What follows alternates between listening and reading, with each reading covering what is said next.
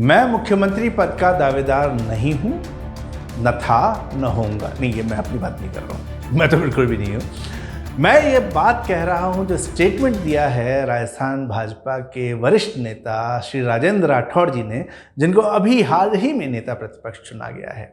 नमस्ते दोस्तों, मेरा नाम है नवीन चौधरी और आज की पंचायती के माध्यम से हम ये जानते हैं कि राजेंद्र राठौड़ जी को नेता प्रतिपक्ष बनने के बाद उनके खुद के लिए और बाकी लोगों के लिए पॉलिटिक्स कैसे चेंज हो रही है, परिस्थितियां क्या क्या बन सकती हैं। वीडियो बनाने में बहुत देर हुई, पिछले 1 महीने से मैं गायब ही था। गायब होने का एक बहुत बड़ा कारण ये था कि फ्लू का जो आप सुन रहे होंगे कि खबरें अभी चल रही हैं, उससे ग्रसित हो गया। गला मेरा ऑलमोस्ट बैठ ही चुका था, बात करने लायक स्थिति नहीं थी। लेकिन इसका एक फ़ायदा ये हुआ कि राजनीतिक धूल जो उड़ी है पिछले कुछ दिनों में, वो सेटल हो गई।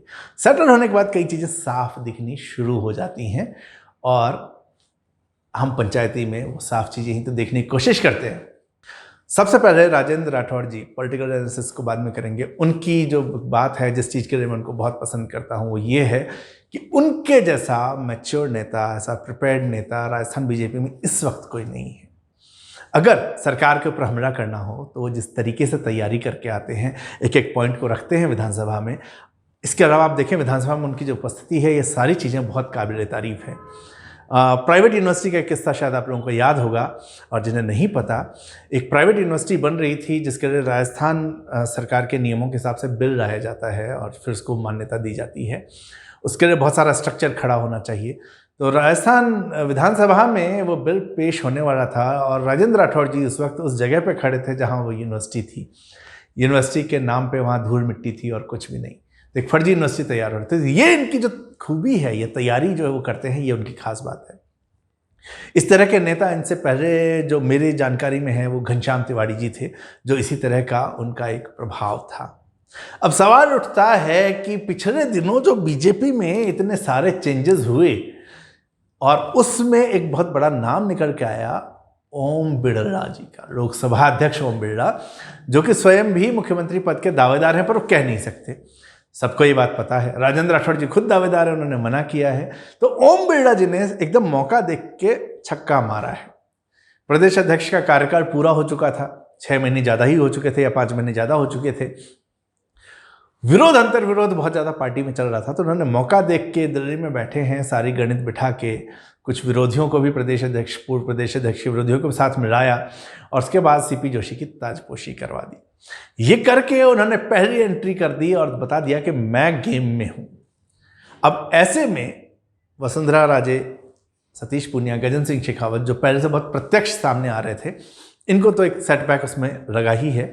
लेकिन राजेंद्र राठौड़ इस चीज़ को बहुत स्मार्टली समझ रहे हैं। राजेंद्र राठौड़ इस चीज़ को समझ के उन्होंने ये स्टेटमेंट दिया कि मैं इस दौड़ में नहीं हूँ। इच्छा उनकी पूरी है, पूरी तैयारी हम लोग देख ही रहे हैं, उसी हिसाब से चल रही है। लेकिन राजेंद्र राठौड़ की एक खासियत ये है कि वो पहले कहते थे वसुंधरा जी हमारे नेता हैं, हाल में भी कह रहे हैं, तो उनको उन्होंने साथ रखा है कि बाई चांस परिस्थितियाँ पक्ष में न बैठे तो बात बनी रहे। और सतीश पूनिया के बारे में वो कहते रहे कि हमारे अध्यक्ष जी ये, हमारे अध्यक्ष जी वो, उनको जैसा कहेंगे वैसा करेंगे, तो संगठन को भी विश्वास दिलाते। तो अपने आप को उन्होंने बहुत सेफ उसमें चला है। और जब हम बात करते हैं ड्रॉबैक की, तो ये सारी उनकी खूबियाँ हैं। अब जब मुख्यमंत्री के लिए अगर चुना जाए तो ये सारी चीज़ें उनके पक्ष में जाती हैं, उनकी समझ, उनका सिस्टम, उनका मैनेजमेंट लोगों के साथ। लेकिन इसके साथ ही कई सारे ड्रॉबैक हो जाते हैं। एक ड्रॉबैक तो यही है, जो इसी चैनल पे मैंने पहले बताया था जब हमने बात की थी कि मुख्यमंत्री पद के दावेदार कौन कौन हैं। उस समय मैंने ये कहा था कि राजेंद्र राठौड़ इस सब के बावजूद एक स्टैंड नहीं ले रहे हैं। जहाँ स्टैंड पर नजर आए कि हाँ ये वाकई महत्वाकांक्षी हैं, तो इनकी महत्वाकांक्षा को जब ये बार बार करें तो हो सकता है बीजेपी संगठन नज़रअंदाज भी कर दे। ये एक ड्रॉबैक हो सकता है। हालांकि बहुत फर्क नहीं पड़ता, ये कहा ही जाना चाहिए कि मैं दावेदार नहीं हूँ। किसी पार्टी में ये बेस्ट स्ट्रेटेजी है जिसको वो प्ले कर रहे हैं। अब बात उठती है कि ओम बिड़ला जो कि इस गेम में बहुत स्मार्टली आ गए हैं, अगर आप उनको पूरा देखें इस पूरे सिस्टम के अंदर, तो इस सिस्टम में ओम बिड़ला जो है अभी तक राजस्थान की पॉलिटिक्स में बात नहीं करते थे, अभी भी नहीं कर रहे, लेकिन उन्होंने संगठन के अंदर एक काम कर लिया। वो आते थे कोटा संसदीय क्षेत्र में, लोगों से मिले और वापस चले गए। पर कल एक वीडियो आया जिस वीडियो में कि वो स्टेट के भी कुछ मुद्दे के ऊपर बात कर रहे हैं लोगों से फ़ोन पे। उन्होंने खुद कुछ नहीं बोला, बस स्पीकर पे किसी से कहलवा दिया जो वो कहना चाहते थे, क्योंकि लोकसभा अध्यक्ष उसमें नहीं आ सकते स्टेट की पॉलिटिक्स में। बात नहीं कर सकते सर, उनका पद इस तरह का है। तो इस वीडियो के साथ भी ये समझ में आ रहा है कि अब वो धीरे धीरे अपने पांव पसार रहे हैं। तो जिस तरह से ओम बिरला जी दिल्ली में हैं मजबूत, उनकी स्थिति ज़्यादा मजबूत होती दिखती है। और राजेंद्र राठौड़ यहाँ पर फिर से एक बहुत स्मार्ट मूव लेते हैं। जब वो दिल्ली गए तो ओम बिरला जी से मिले, स्वाभाविक था, लोकसभा अध्यक्ष हैं। उन्होंने और भी बहुत सारे नेताओं से बात की, मुलाकात की, जिसकी तस्वीरें आप सबने देखी होगी। यहाँ तक भी ठीक है। जो स्मार्ट मूव था, आप अगर तस्वीरों पर गौर करें तो उन्होंने अधिकांश लोगों के साथ ओम बिरला जी के केबिन में बैठ के बात की है। तो ओम बिरला जी के सामने ही सबसे बात की। तो ओम बिरला जी को कहीं ना कहीं उनको भी उन्होंने एक सटल वे मैसेज दिया कि मैं सॉर्टेड हूँ, मैं अलग से कोई गणित नहीं कर रहा, मैं ठीक ठाक हूँ। तो ये करके अभी तक वो बहुत स्मार्ट मूव मैनेज कर रहे हैं। ओम बिरला को भी उन्होंने वसुंधरा जी को मैनेज किया हुआ था, सतीश जी को भी किया हुआ था, अब ओम बिरला जी को भी कर रहे हैं। लेकिन इनके नेता प्रतिपक्ष बनने के बाद जो मुझे सबसे बड़ा डैमेज होता दिखता है वो दिख रहा है जल शक्ति मंत्री गजेंद्र सिंह शेखावत का।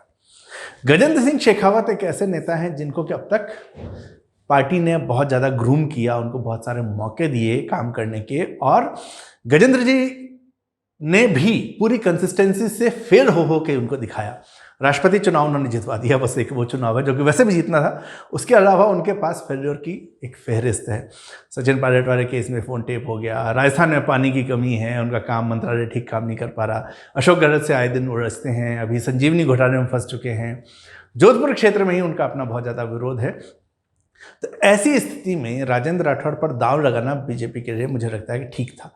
7 बार के विधायक, मंत्री रहे हैं, इतनी नॉलेज है, नेता प्रतिपक्ष होने के लिए वो बहुत ही बेहतरीन चुनाव थे।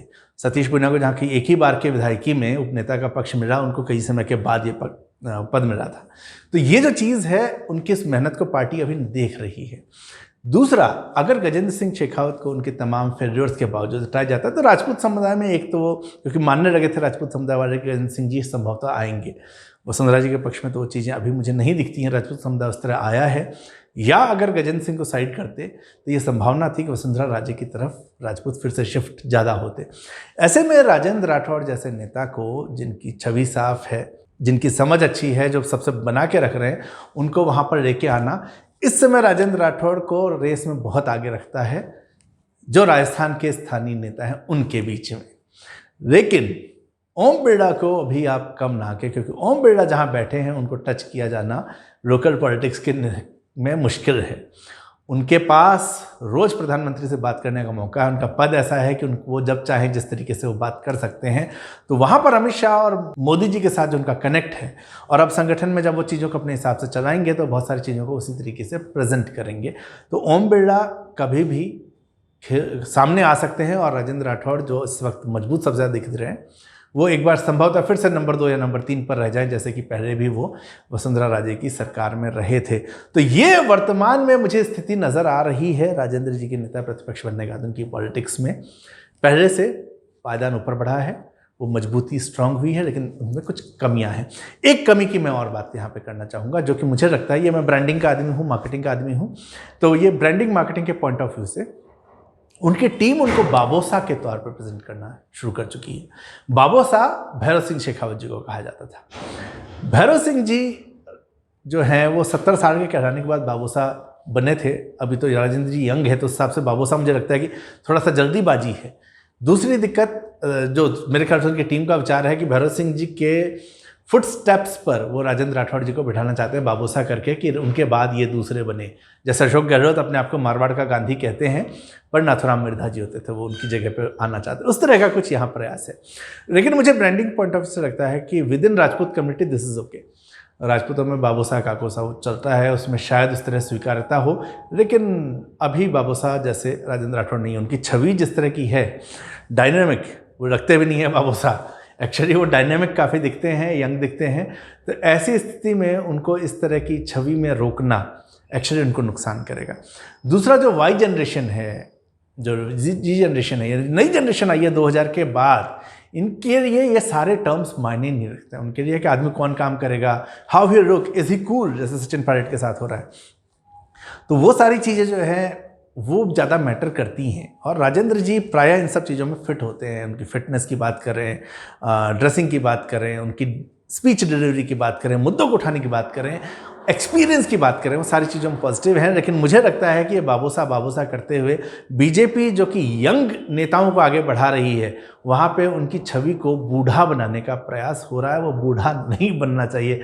आई know they are trying to make it कि रेस्पेक्टेबल एक इमेज हो, बट एक्चुअली ये बैकफायर कर सकता है। This is what I feel. तो इसी के साथ आज की पंचायतें हम समाप्त करते हैं। जो हुआ हमने देखा, जो होगा वो हम देखेंगे, उसके ऊपर बात करेंगे। आज की परिस्थिति में मुझे जो लगा कि राजेंद्र जी कहाँ हैं और बाकी चीज़ें किस तरह से चल रही हैं, उनकी पॉलिटिक्स और उसका इम्पैक्ट दूसरों पर कैसे आ सकता है। तो ये थी दोस्तों पंचायती। लाइक करें, सब्सक्राइब करें और शेयर करना मत भूलो यार। Thank you very much.